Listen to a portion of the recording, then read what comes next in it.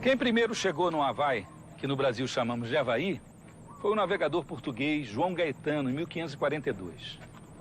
Muitos séculos depois, uma onda de imigração que trouxe mais de 20 mil portugueses para cá, um navio chamado Ravenscraig, em 1879, aportou aqui mesmo onde a gente está, trazendo 400 e tantos imigrantes que atravessaram 4 meses de mar e, ao chegar, fizeram muita festa.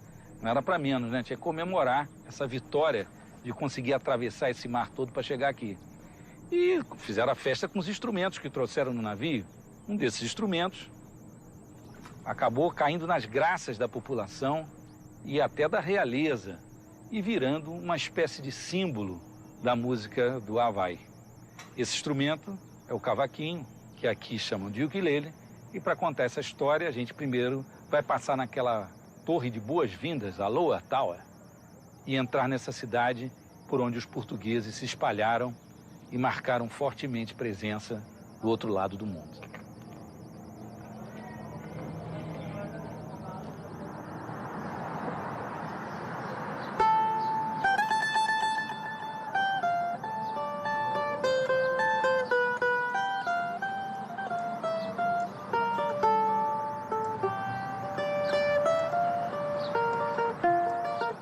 Aquela igreja de Nossa Senhora da Paz, essa calçada portuguesa, um padrão de descobrimentos, igual a tantos que os navegantes portugueses usaram para marcar, né, os territórios por onde foram passando, mostram uma jornada de coragem, de fé em Deus, de confiança no futuro.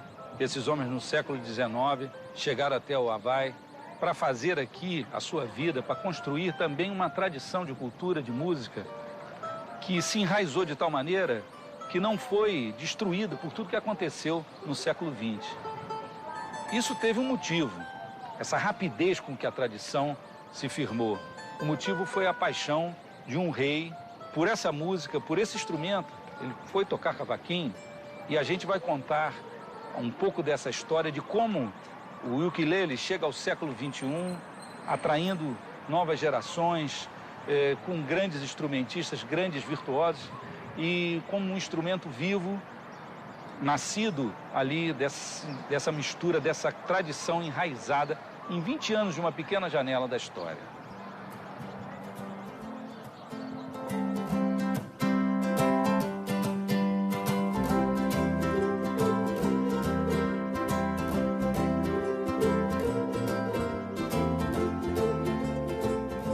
Is it okay? Ah, thank you. Agora eu já posso encontrar o Roy, Sakuma e a turma do ukulele. Já estou preparado.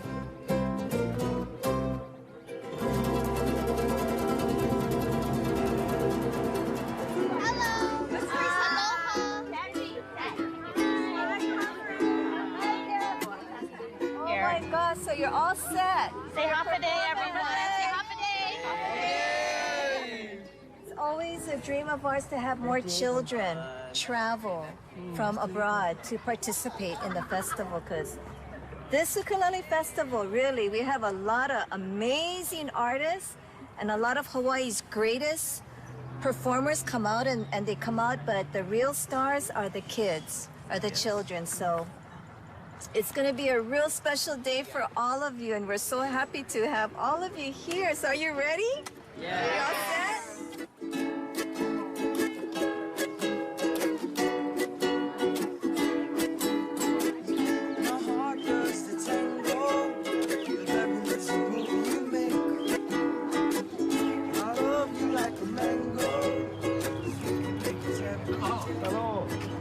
Aloha.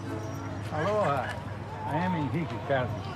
Oh, nice to meet you. Nice to meet you. Nice to meet you. And Ivan, nice to meet you, Ivan. Nice to meet you. Yes, hi. And I'm looking forward to listening to you play the Cavaquinho, you know? So, where's the, oh, there. I was wondering, how can you tell what fret you're going to, you know, like that? So this is it. What is the tuning? Like a guitar, 1/8 height. Oh, that's the tuning of this. I use E, no D. Because it's better to make solos. Yeah.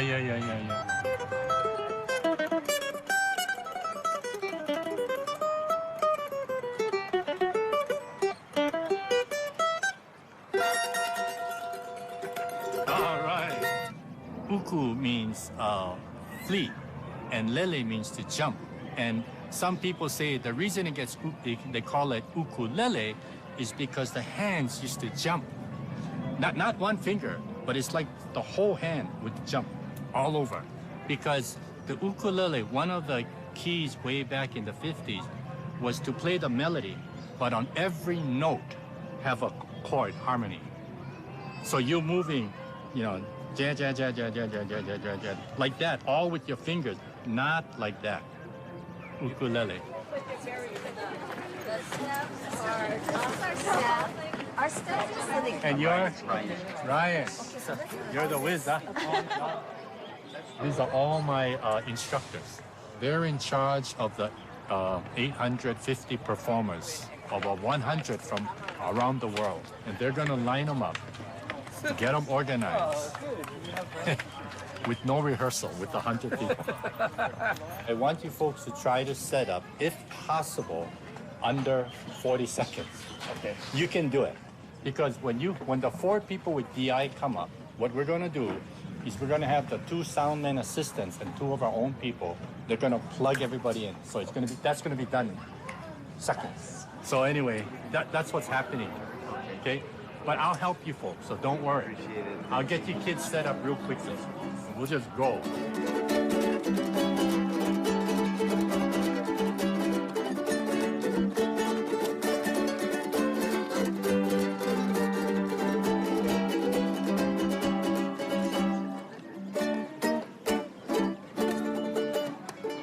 When I was a youngster, I had a difficult time in school. I got kicked out of school in the 9th grade.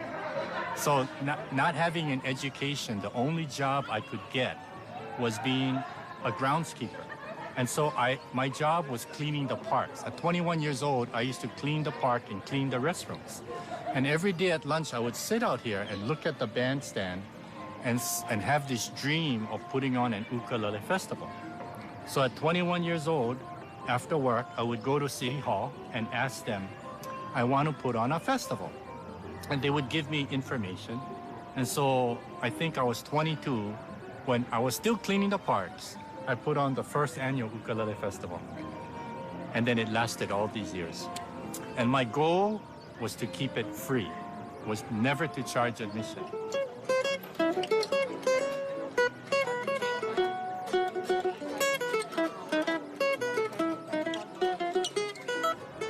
This is not about bringing adults, it's about bringing families.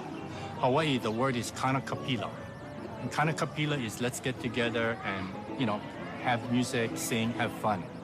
And that's why the ukulele, I believe, is catching on all over the world, is because it's the simplicity and the charm of the instrument. And you know how like the cavaquinho, you know how you hold the ukulele? Like you hold it like a baby, right by your heart. And there it is, right there. And I get emails from all over the world how the ukulele has opened up so much joy to people. So when you hear these stories, it just touches my heart. So we'll try to be around. Thank you. Thank you. Thank you, Roy. Thank you so much.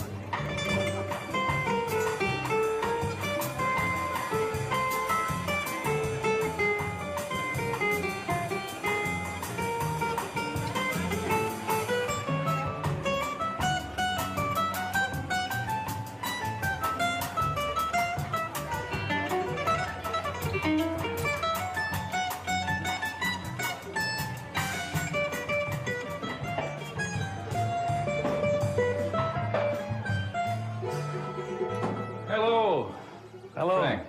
How are you? Nice to meet you. How many ukuleles? Yeah, this is my hobby. I make ukuleles.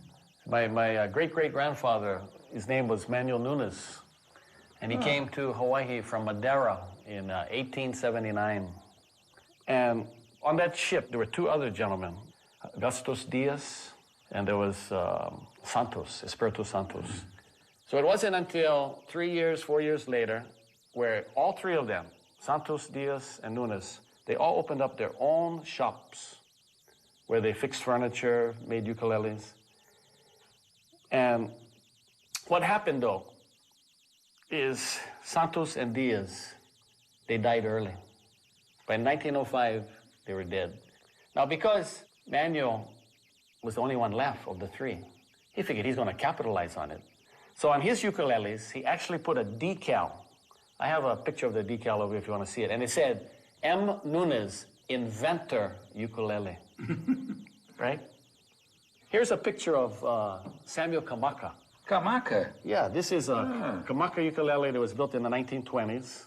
And Cavaco was an apprentice that worked for Manuel Nunes. And it wasn't until 1916 where Cavaco left Nunes' factory and opened up his own factory in 1916.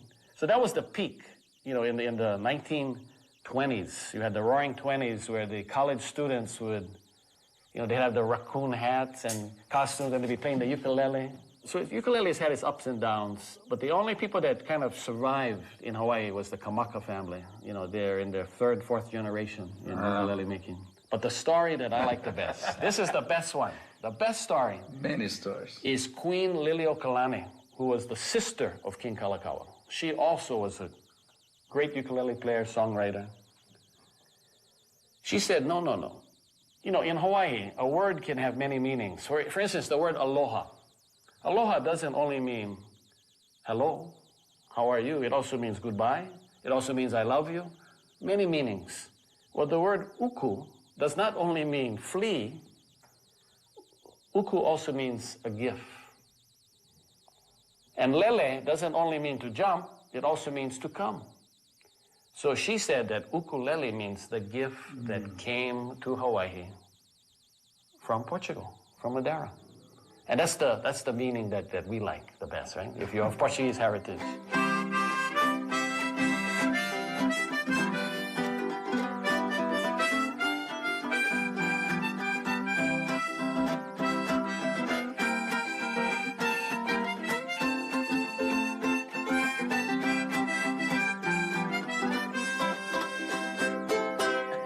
That's enough.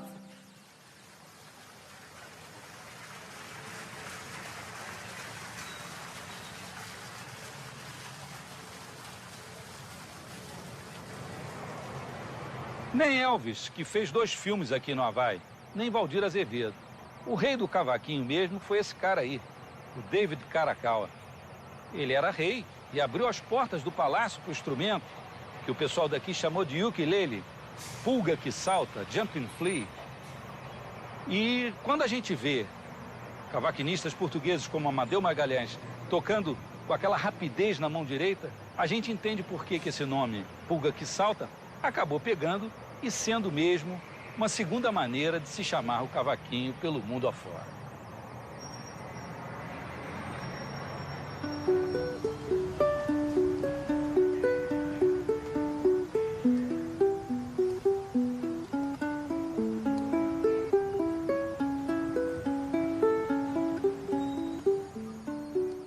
When the ukulele first, or I should say the barguinho, was first sold, my great-grandfather, Manuel Nunes, had his shop, but wasn't selling an awful lot of them.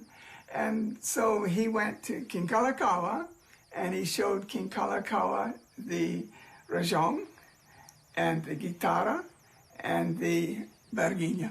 King Kalakaua fell in love with those instruments. He said, oh, I have to know how to play them.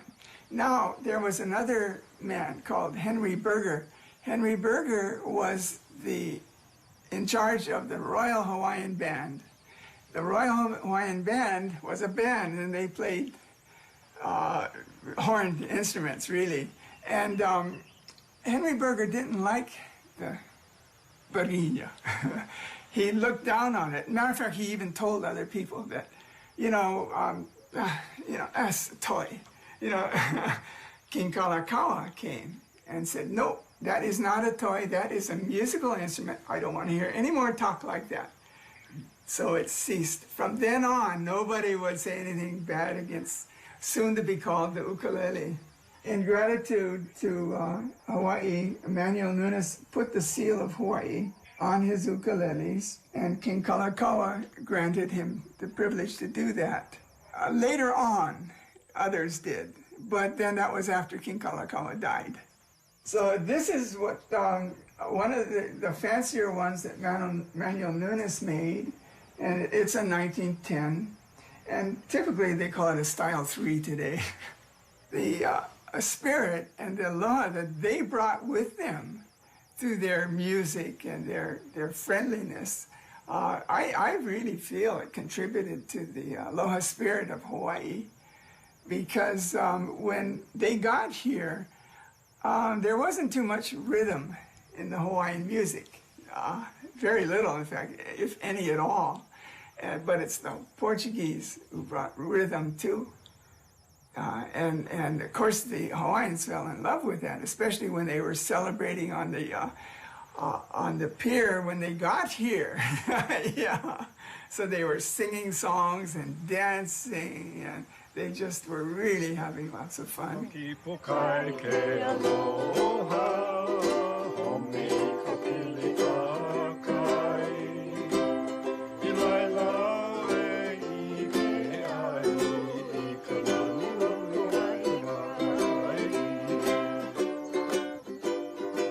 A lot of the Portuguese who came were from the islands too, so it was kind of, you know, they could understand island geography, way of life, limited resources, that kind of thing. Plus the ones that came wanted to create a new life, so they worked very hard and, you know, took care of their families and things like that.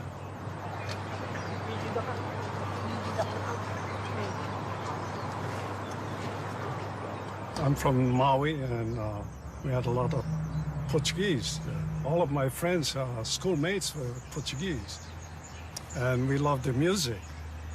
And so every time they have a party, we would crash the party because we wanted the music. We wanted to hear the music and learn from them.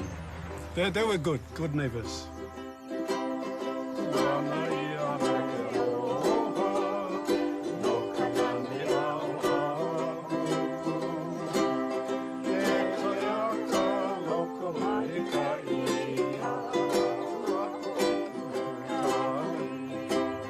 My time was competition.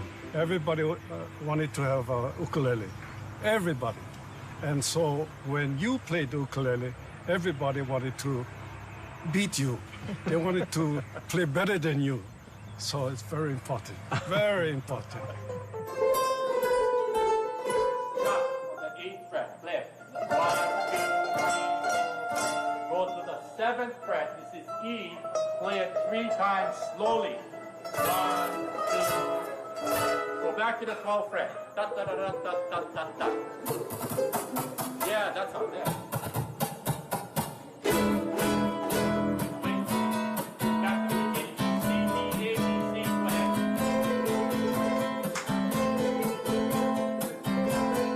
A, D, 7. Oh, way up, way up.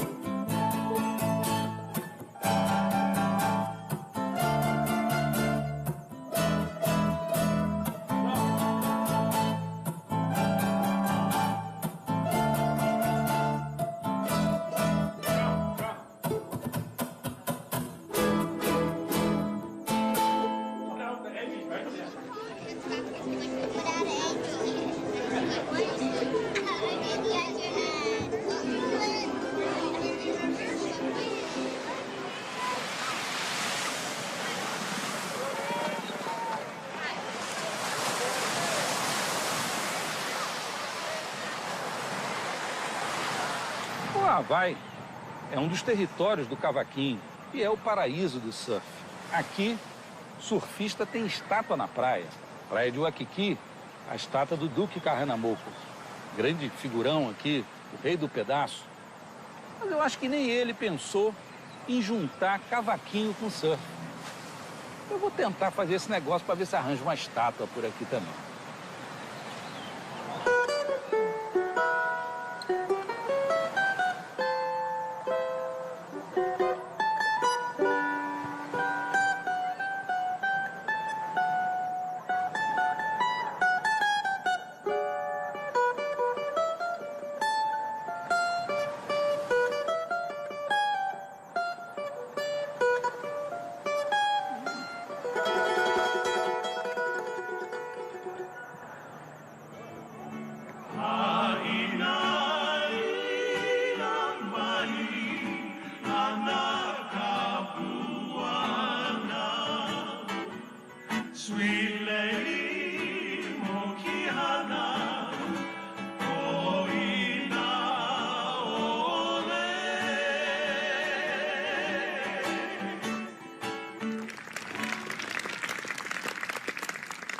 Now, at this time, you get to meet who I consider to be the master of the ukulele. Would you please welcome Ota-san?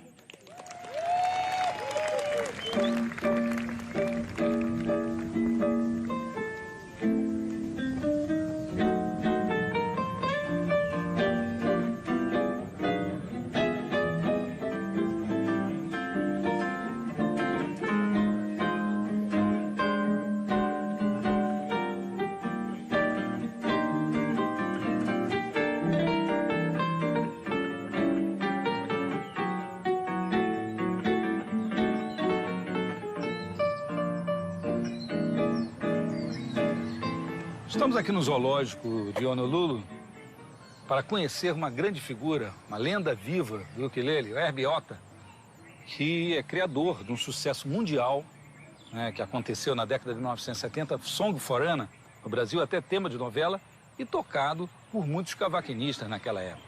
Vamos conhecer o Herbie Ota.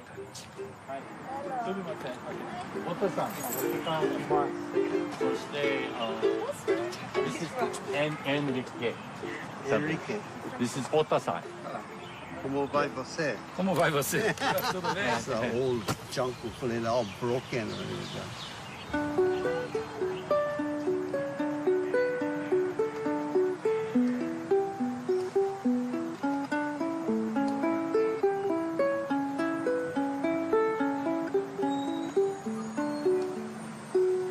When I was 7 years old, my mother taught me one song.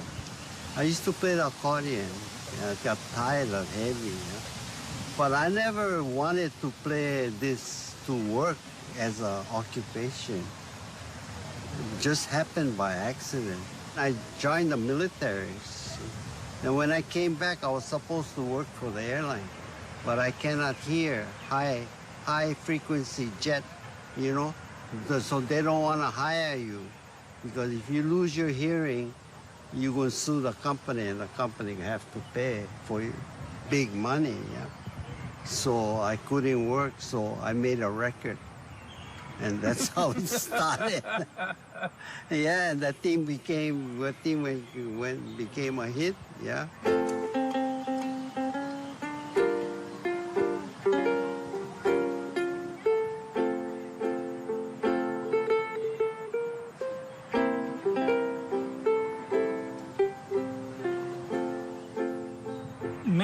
Many ukuleles I see have the high strings. Yeah, high G. Higher That's the original tuning. But I fronted a band. So I had to have the range. So low G, 1 octave higher. You know, because I have to play everything in C. You know what I mean? So when I cannot play the regular song, the standard key that they play in, you know, even like...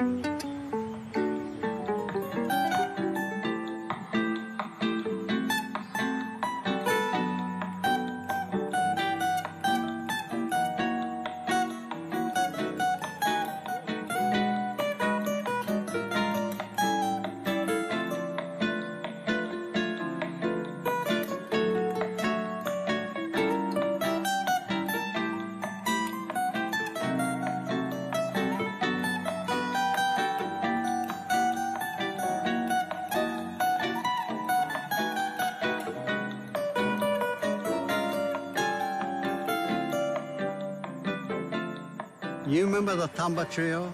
Huh? Luis Essa and Milito and Bebeto? Yeah, well, anyway, I think Milito's brother played keyboard that played at the club in Milito. Oh, he plays. Piano player. Yeah. When the electricity went out, they lit the candle. They took a sweet old time. He's playing in the dark. Everybody dancing in the dark. They dance on the table. They dance on the chair. They dance coming into the place. I was shocked. I thought, gee, these people, they really know how to live life.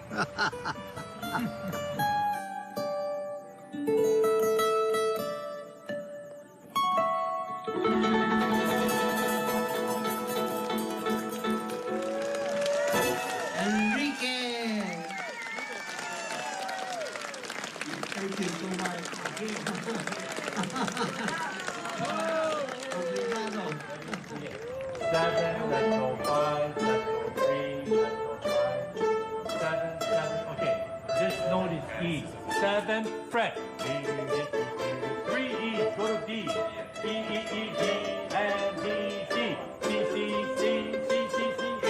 Wow, you guys got it.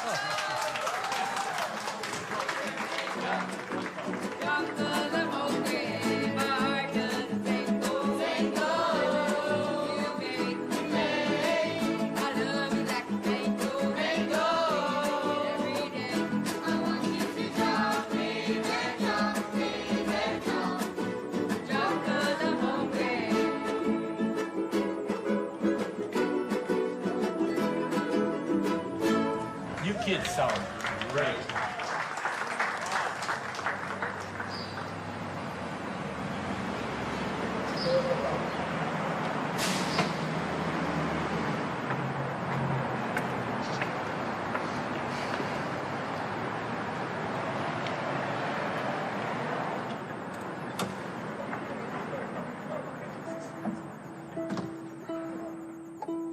What's good Ela?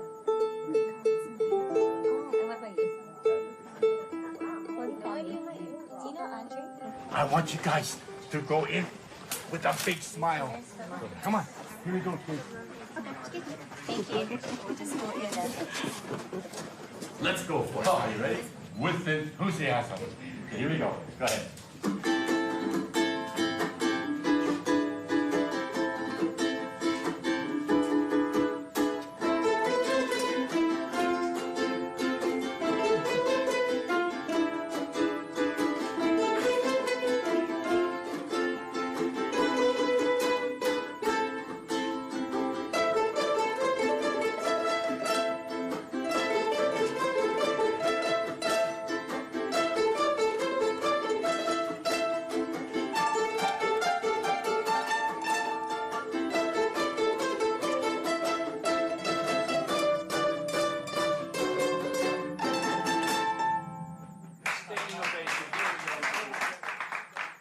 That was absolutely lovely. I can't tell you how much I appreciate it. And to see you doing this well in unison is very impressive. It's teamwork. It's everything else. It's dedication. It's people who love doing this. And music is an important part of all of our lives. So thank you ever so much for coming in and doing this. With that said, I will read a proclamation if that's okay. Peter B. Carlisle, 13th Mayor of the City and County of Honolulu, do hereby proclaim July 17th, 2011 to be 41st Annual Ukulele Festival Day. In recognition of this outstanding event and to extend appreciation to Roy and Kathy Sakuma and all of the performers and volunteers for promoting Hawaii's musical tradition. Done this 14th day of July, Peter B. Carlisle. Okay. Thank you. Well, my pleasure. No, this is, oh, excuse me. Here you go. This comes to you. Thank you. Thank you. You're all good at it. Just keep it up. Thank you. Look forward to you.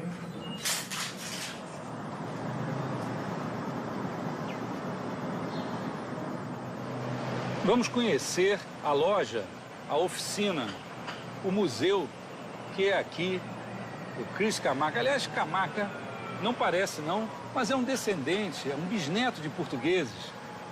E essa empresa existe desde a década de 1920, nunca fechou, viveu todas as febres do ukulele e está ligada à carreira dos grandes músicos do instrumento desde sempre. Vamos lá.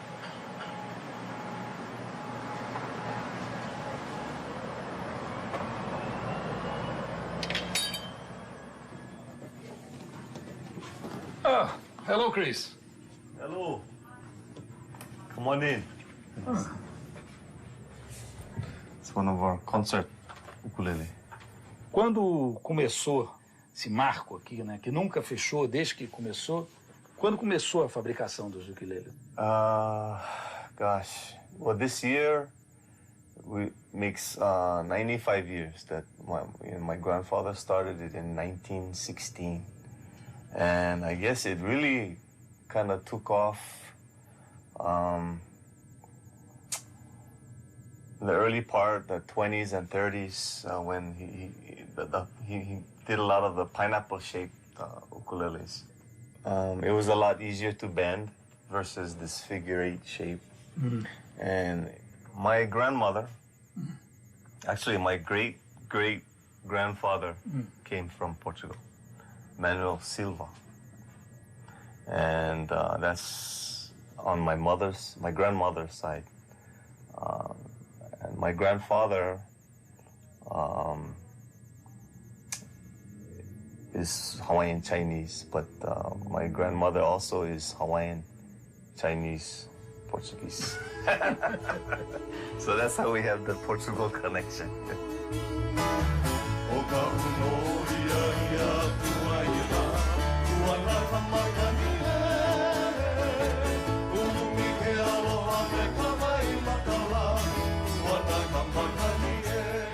I play stand-up bass, and I've been playing The opposite of the ukulele. opposite of the ukulele. So I always joke with everyone because I tell them this is my ukulele. We've been together now for about 25 years. We do it, when we can, because we all have our own careers. And when we get together, it's still a lot of fun, and we just do it for the love, mostly. We love our Hawaiian music and love to maintain the culture.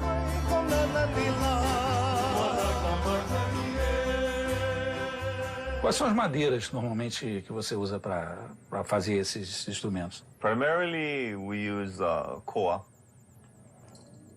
It's from Hawaii? From Hawaii, yes. It's for the top, back, and the sides. And for our neck, we use the mahogany. And for fingerboard and the bridge, we use the rosewood. Rosewood. Yeah. Rosewood from?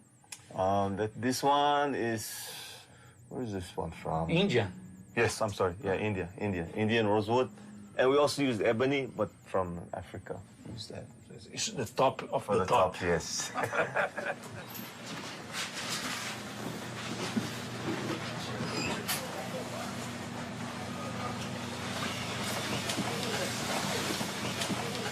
Down here, this is our showroom. This is one of my grandfather's original pineapple-shaped ukulele. Ed Vedder. Yeah, he's been here, and he actually was vacationing on the island of Molokai. And he was sitting outside the drugstore on some beer waiting for his friend. And he saw the ukulele, and it was one of ours, and he just went in and put down some money and bought the ukulele. And eventually, when he got married, he bought each of his groomsmen an ukulele. This is our factory. We'll go to the beginning. These are our benders.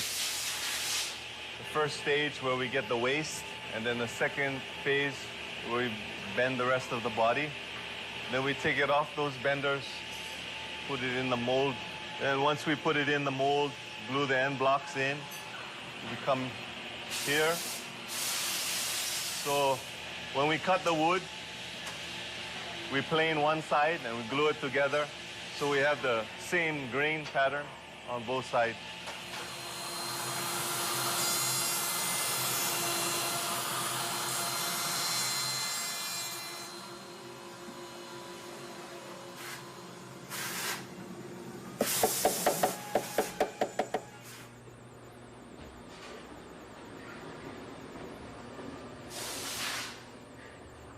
This is where I sit. I check each one before we send it out. So make sure everything is correct. We set it up. The action is correct and easy to play.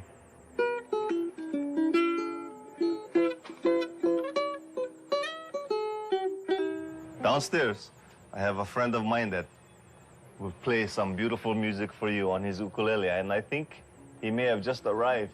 I think you may have seen some of his recordings downstairs. Kale Gamiao. So let's go downstairs. Let's go. Okay. Mr. Kale Gamiao.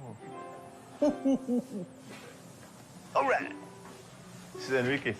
Oh, nice to meet you. Nice to meet you.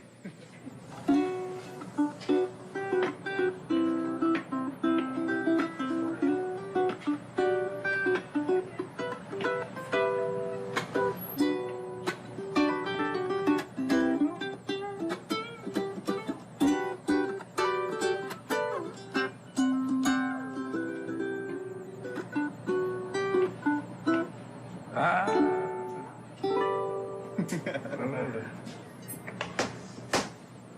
Well-known Cavaquinho player, Brazil. Wow. It's a very unique sound to it.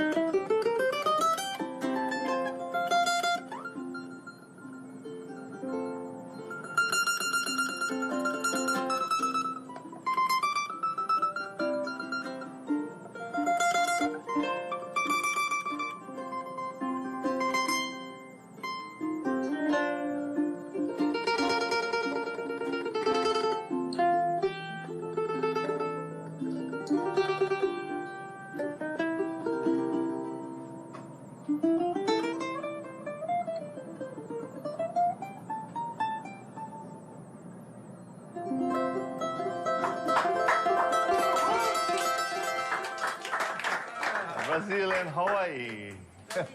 Hello. Yeah. That was really fun. Ukulele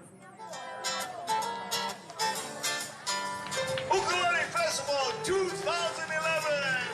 And then we got some good songs coming up with the band. It's Goody Goody Goody.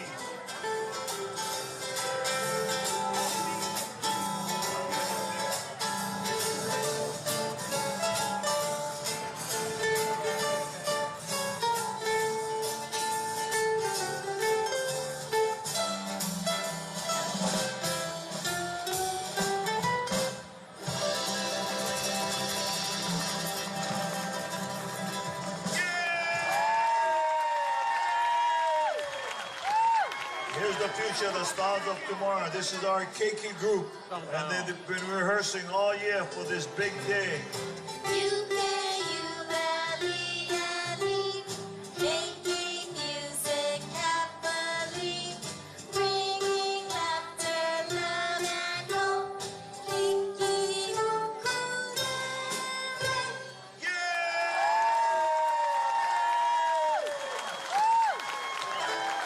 Keiki ukulele.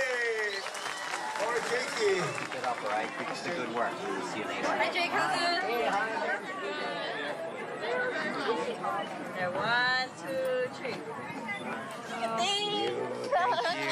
Okay. 3, 2.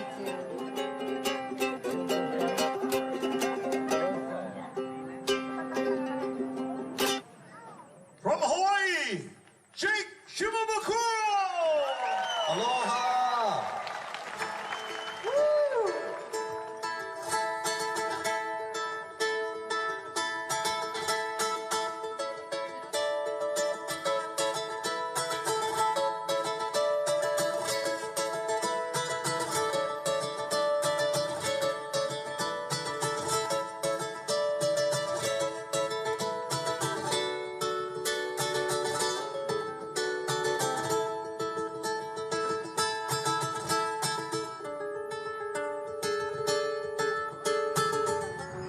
Because the ukulele is a very young instrument. There hasn't been enough players to really come along and take the instrument and make it work in a specific genre, right? Like at one point, the piano was only thought of as a classical instrument, right? But now you have rock pianists, you have blues pianists, you have jazz pianists, but it always took a couple of different players to come along and make it work for that instrument. So I think that there will always be, you know, with every instrument, it needs to go through that phase. You know, it starts out as this little thing, but as more and more people come along and make it work in these other genres, then it just opens up people's eyes.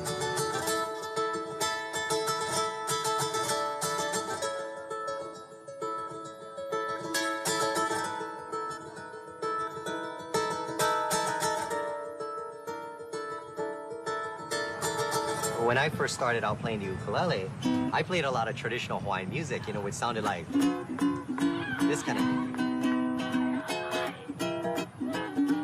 You know, just that kind of stuff. And then from there, I went on and I started learning some rock riffs, you know,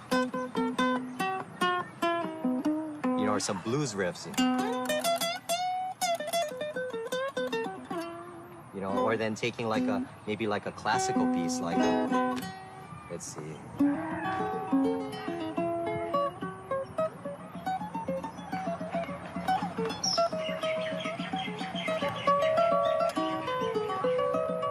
You know, taking like a Bach two-part invention and making it work for the instrument.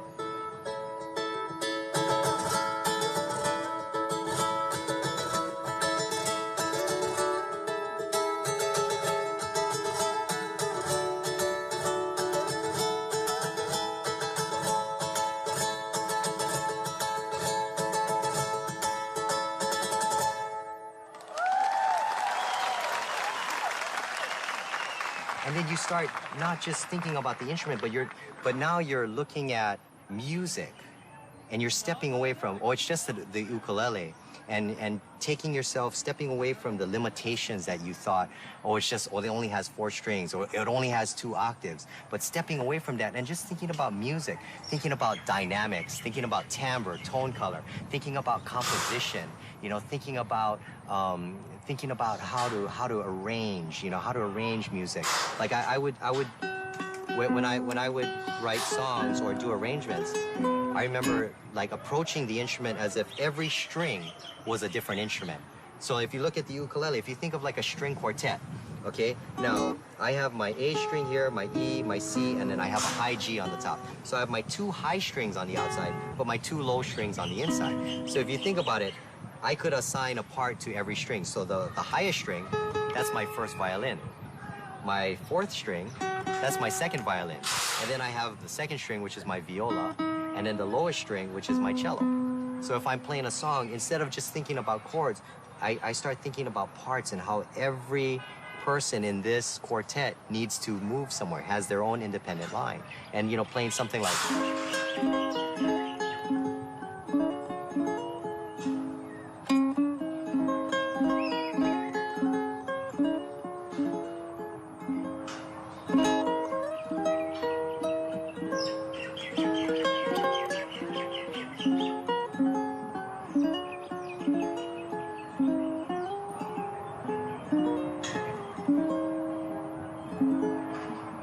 See, every string is moving somewhere. And I'm not just thinking, okay, I'm playing an A chord here and a D, but stepping away from that and looking at every string and say, okay, now this guy is moving from here, and this guy is moving, you know, everything has its place.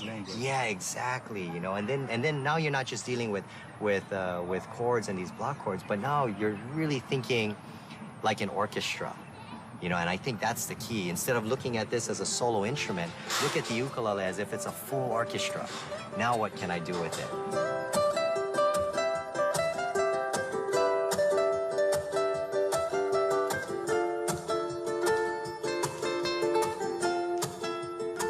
The instrument is just the illusion, and it's all about self-expression.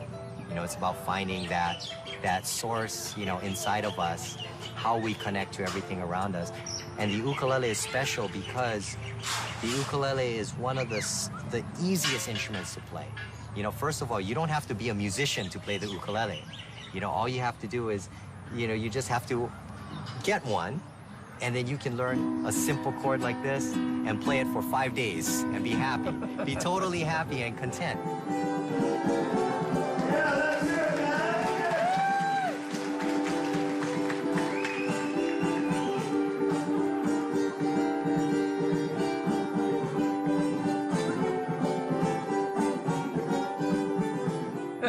I could give it a shot. Okay,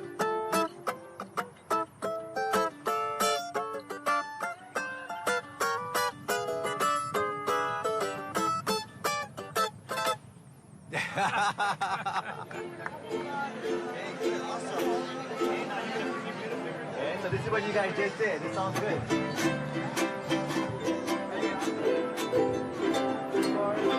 Middle finger A minor. Middle finger A minor.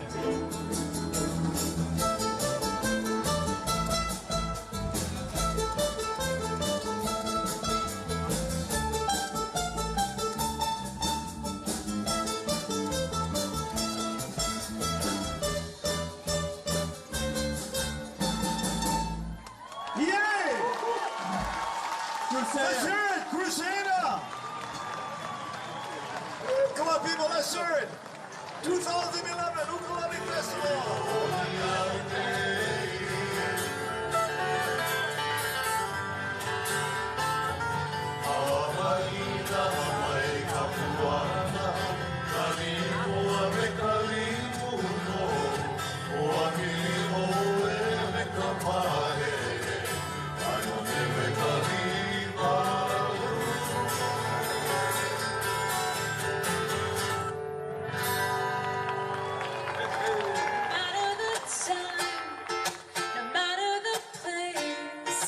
Everything around us seems to turn to gold.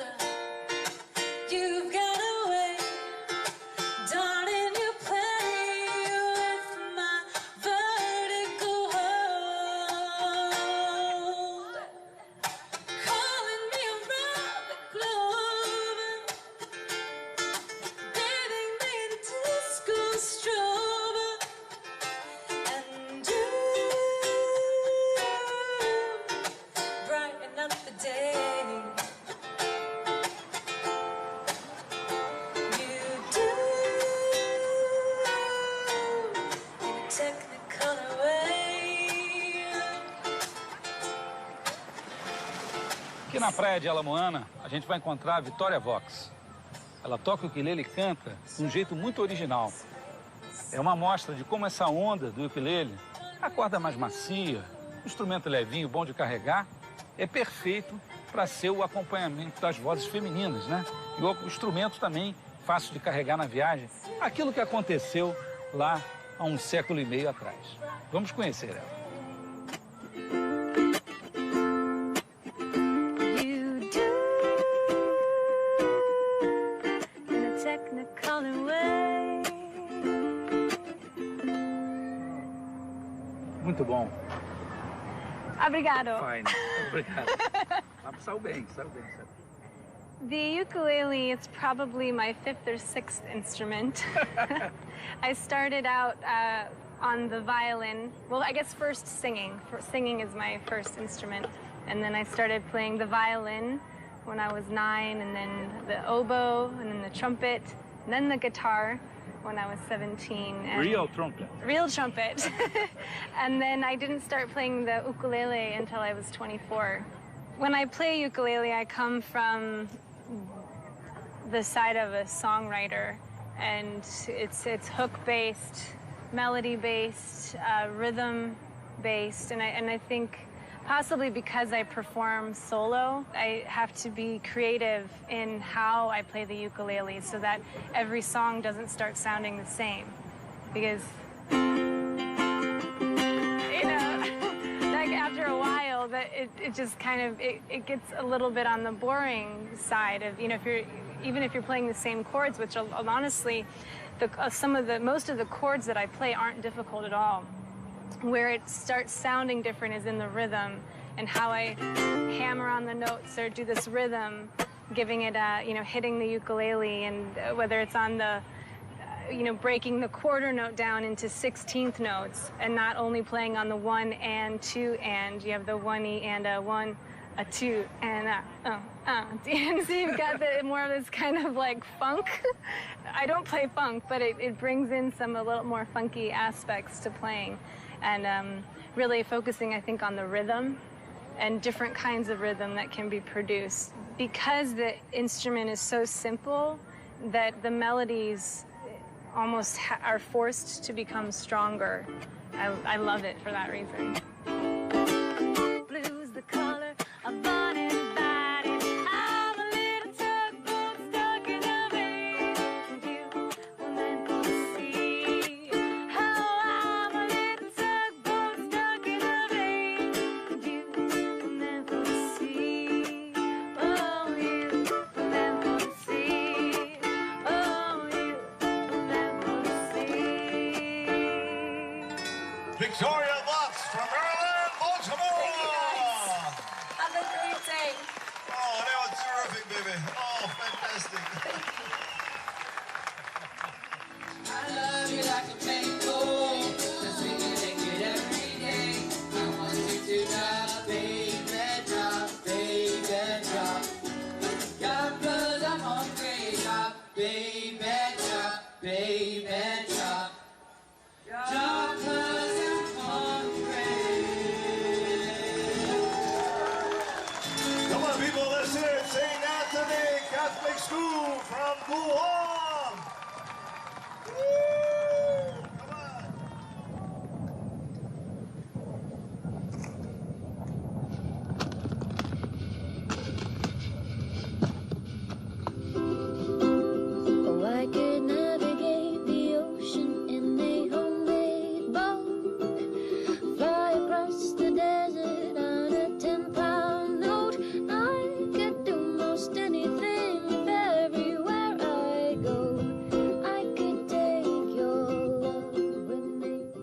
main reason I started playing the ukulele was because I played the guitar and I was writing songs on the guitar, but I got bored. So I picked up the ukulele because it only has 4 strings, so I felt myself limited to the chords I was playing, but in a good way. So it made everything simpler. And it was to me, more of a challenge to write a simple song than a complicated song. So I was challenging myself. It's kind of cheesy, but in England we had George Formby. And my father used to watch the George Formby films. So I'd already seen that. So I was already exposed to the ukulele.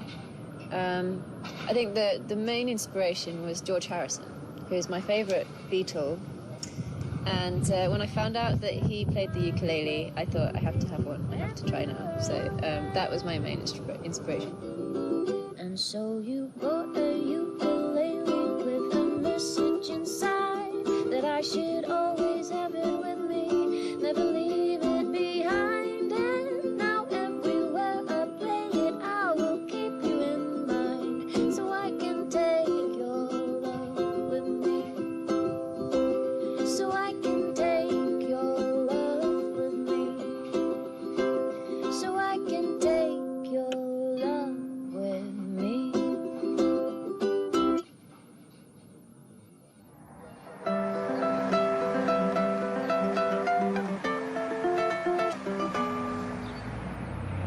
When I played the ukulele, I never thought of it as I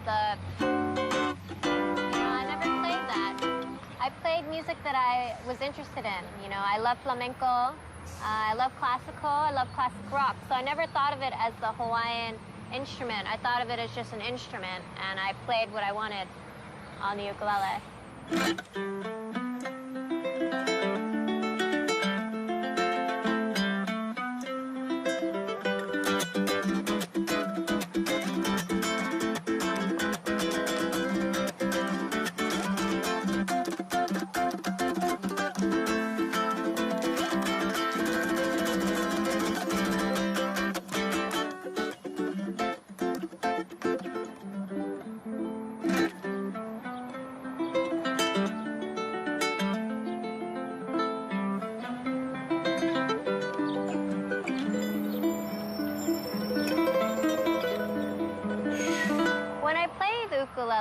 People actually don't know it's an ukulele. They think it's either a guitar or a mandolin. So when I tell them it's the ukulele, they're a little bit taken aback because they usually say, I've never seen the ukulele played like that. And so most people don't think I'm from here, They think I'm from Spain or from South America, but I am from here. It's just because of the way that I play, which is cool. And I hope that the ukulele can kind of start melding into, becoming a regular instrument like the guitar and the bass. It's not just a Hawaiian instrument. Okay, here we go.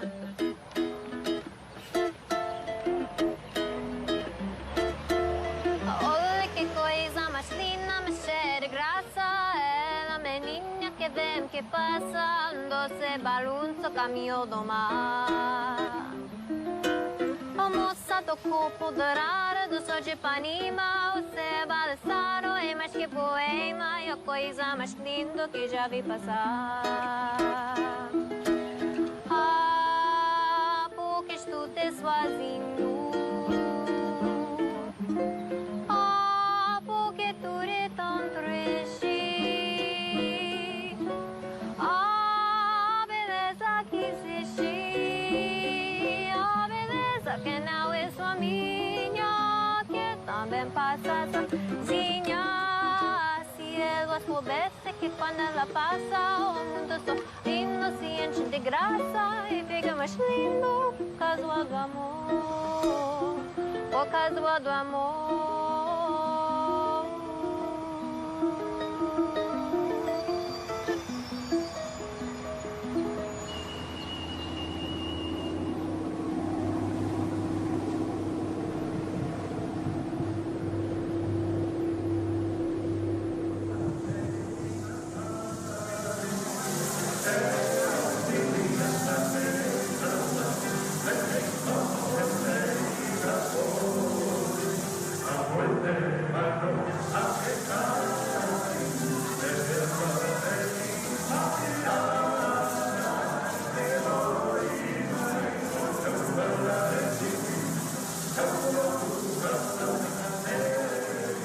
Good afternoon and welcome to the Brazilian Experience on Hawaii Public Radio. My name's Sandy Tsukiyama and I'm very honored to have with us in the studio today Henrique Casas of Rio de Janeiro. He's a cavaquinho player, which is the older brother of our dear ukulele. You're going to play for us live right now. Vamos fazer a música título do filme. Oh, okay. Que dá título ao filme chamado Apanhei-te Cavaquinho. Apanhei-te Cavaquinho. Henrique Casas.